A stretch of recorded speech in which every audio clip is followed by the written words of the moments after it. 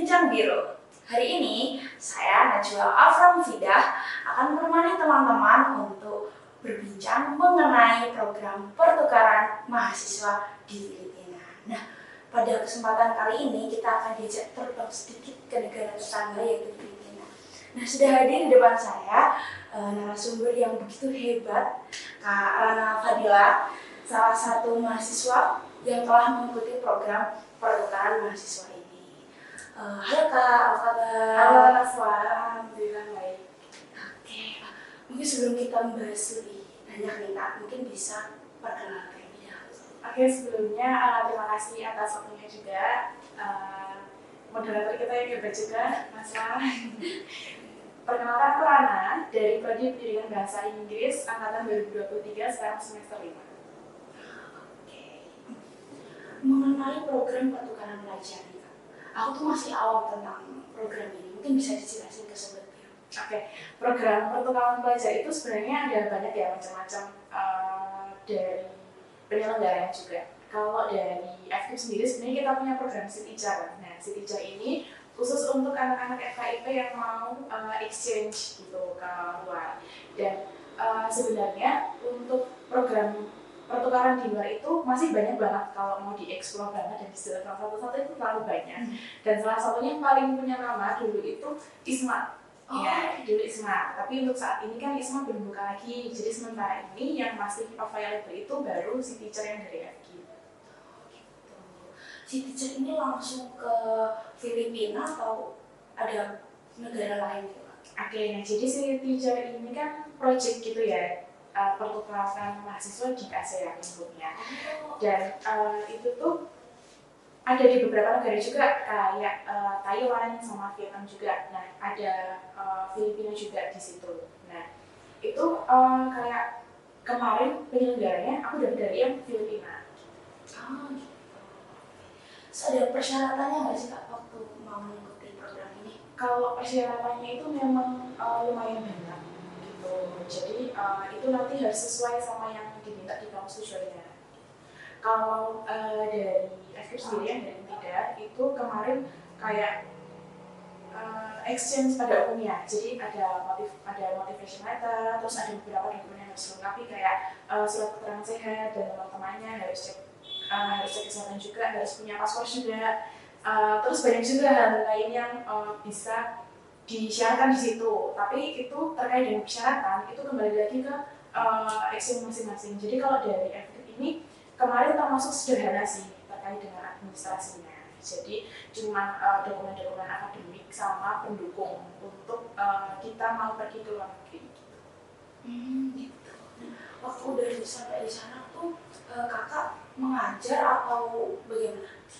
Jadi kan ini sebenarnya bukan kalau dibilang exchange full tuh enggak juga ya. Jadi kayak program yang memang dirancang di mana di situ tuh khusus untuk anak-anak pendidikan sebenarnya. Gitu. Nah di situ kita tuh belajar di sekolahnya. Jadi kan kita tetap punya kampus juga di sana, namanya Far Eastern University di sana.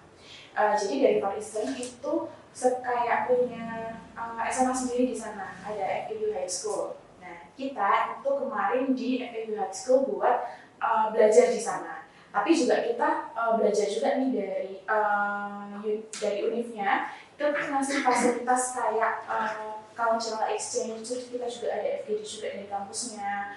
Nah itu baru aktivitas yang di kampusnya juga. Nah kita masih punya aktivitas nih di high school-nya kayak gimana. Biasanya itu kita ikut di dalam pembelajaran yang ada di SMA-nya. Jadi kita ngedampingi gurunya nih, tapi selain ngedampingin, kita juga punya tugas buat analisis di situ. Jadi kita harus menganalisis bagaimana metode pembelajaran yang dilakukan, terus menganalisis mungkin mulai dari pre-planning sampai eksekusi dan sampai nanti hasil asesmennya pun kita harus tetap menganalisis gitu. Nah, kalau di SMA-nya itu untuk siswanya itu orang lokal atau juga internasional? Nah, kalau siswanya itu orang-orang lokal, tapi karena negara Filipina ini banyak banget tinggi kayak mixed marriage gitu, jadi memang anak-anaknya banyak juga yang kayak Western gitu di sana. Berarti kalau dari segi bahasa ada tantangan nggak? Kalau dari segi bahasa itu jujur mungkin itu juga menjadi tantangan ya. Karena kan kalau di Indonesia kan English kan sebagai foreign ya, kita foreign language. Tapi di sana English itu sebagai second language. Dimana mereka ini setiap hari juga bisa pakai bahasa Inggris gitu. Mereka udah terbiasa dan mereka tuh fluent. Meskipun mereka bukan dari rumpun-rumpun bahasa gitu, tapi mereka mulai English karena mereka biasa menggunakan bahasa Inggris dalam kegiatan sehari-hari. Jadi misal sebenarnya tantangannya bukan di mereka, tapi bagaimana jadi kita tetap, misal kita ngajar pakai bahasa Inggris, mereka bakal tetap ngerti karena itu bahasa keseharian mereka. Dan di kelas pun mereka tetap using English gitu di dalam pembelajaran itu sendiri. Nah, dari hal tadi yang disebutkan, pengalaman apa yang paling berkesan? Pengalaman yang paling berkesan itu waktu kita ada dua sih. Yang pertama kita cultural exchange. Jadi kita ada sesi di mana kita ini bakal sharing tentang budaya-budaya kita dari Indonesia. Bagaimana sih orang-orang Indonesia biasanya hidup gitu dan ada apa aja di sini kebudayaannya, keberagamannya tuh gimana. Di situ mereka sangat excited banget buat tahu gitu. Jadi mereka tuh rasa keingintahuannya tuh tinggi banget gitu ketika ada hal baru buat mereka gitu. Jadi mereka bakal sangat excited gitu. Terus juga ada kita lagi kayak FGD gitu. Jadi FGD itu kita sama-sama memecahkan permasalahan secara bersama-sama, di mana mereka bakal sharing permasalahan pendidikan yang di sana dan kita juga sharing permasalahan pendidikan yang di sini. Ya, kita saling membantu help each other buat mencoba solving dari permasalahan ini, mencari solusi ya. Dan ternyata sebenarnya problematika pendidikan yang ada di sini sama di sana tuh ada beberapa hal yang mirip juga gitu, tapi nggak yang overall kita tetap berbeda gitu. Oke, tadi kan sempat bilang kalau di sana ngobrolin tentang budaya kan? Ya. Nah, ketika di sana tuh sempat ada culture shock nggak sih Kak? Jujur kalau culture shock itu nggak terlalu culture shock ya. Mungkin karena ini masih tetap di Asia dan nggak terlalu jauh, jadi rasanya masih nggak terlalu culture shock aja gitu. Nah mungkin lebih banyak di sana memang kota yang cocok untuk ditinggali gitu. Kotanya ada di Manila kan di sana. Dan di sana pun kita sebenarnya disediakan kayak apartemen untuk tinggal di situ. Dan kita juga udah ada kayak friend gitu buat antar sama kita. Nah, culture shock-nya mungkin karena memang di sana kalau malam ini agak rawan ya. Jadi kita nggak boleh keluar malam di sana, gitu. Nggak boleh terlalu sering. Sebenarnya aman-aman aja, cuman untuk diminimalisir gitu keluar-keluar malam.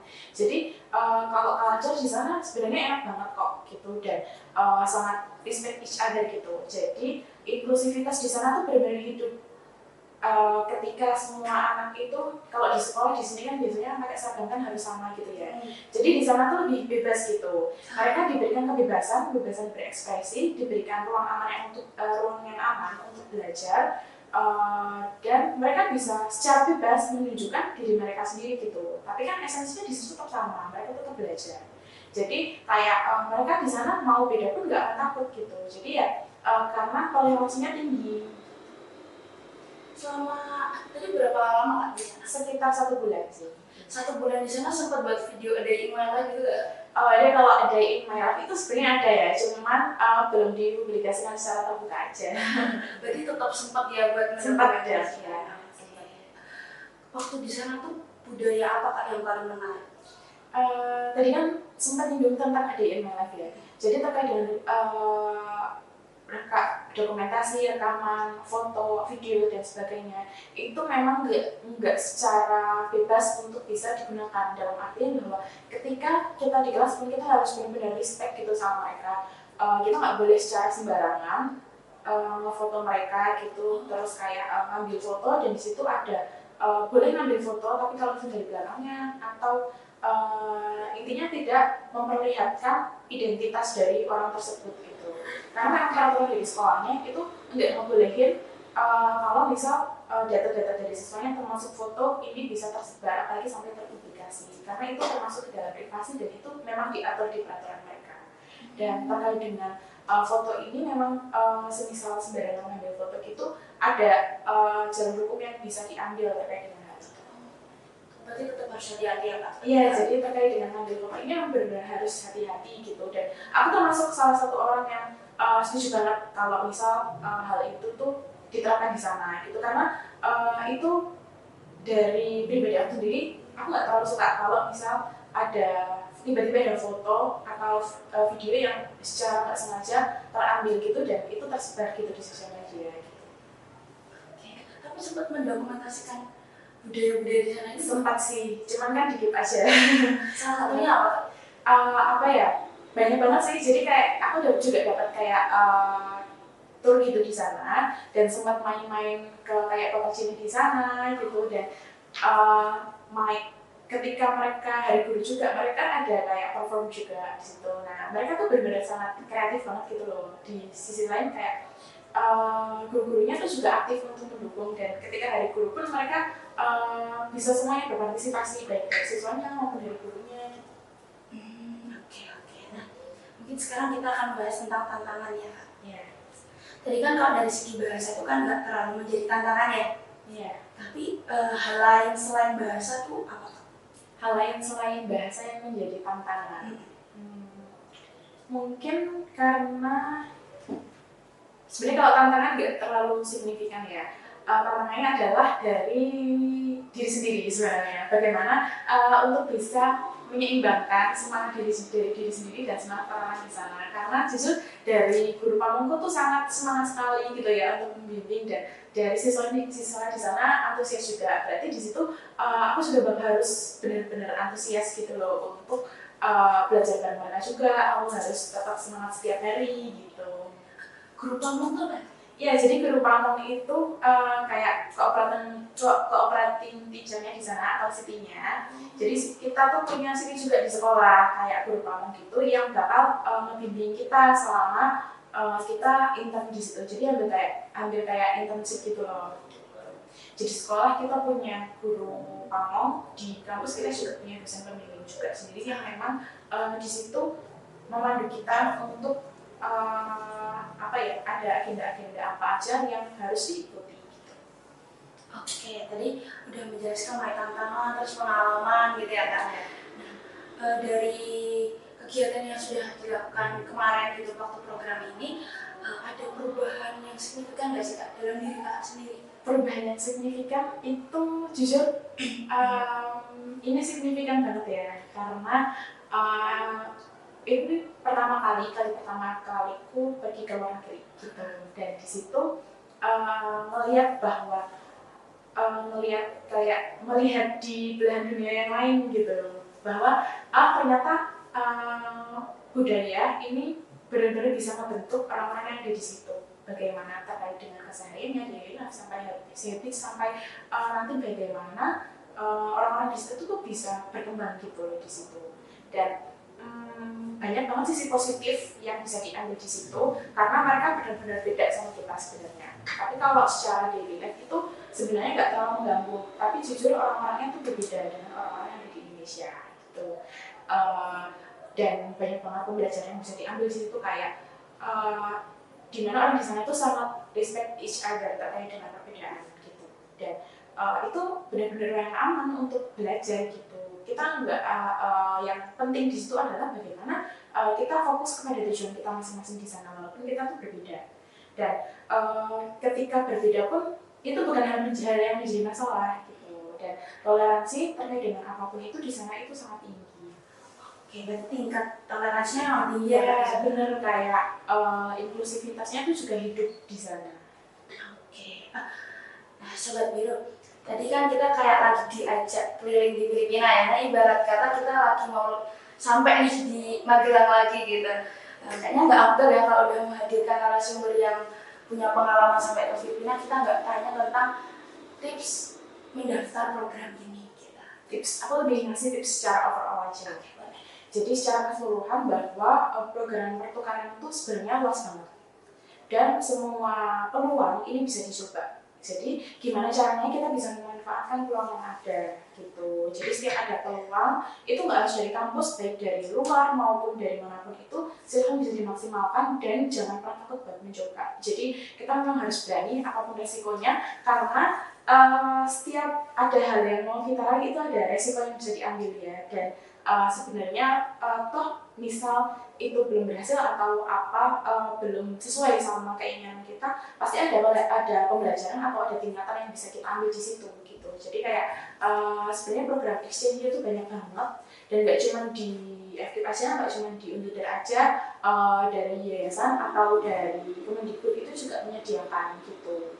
Jadi gimana caranya kita memanfaatkan peluang itu, gitu aja sih gitu. Dan apalagi kalau misal dari FKIP itu benar-benar bisa ngebantu banget. Kalau misal dari kampus ada program itu bakal lebih mudah gitu, terkait dengan persyaratannya, terkait dengan fasilitas-fasilitas itu juga pasti dari kampus itu sangat mendukung gitu, terkait dengan nanti program sebelum program sampai program itu berjalan. Jadi support dari baik dari dosen, dari kampus itu sendiri itu tuh pasti ada gitu, terkait dengan nanti program berjalan. Jadi itu tidak akan sulit karena ada dukungan juga dari kampus gitu. Berarti satu pesannya jangan takut mencoba. Iya benar.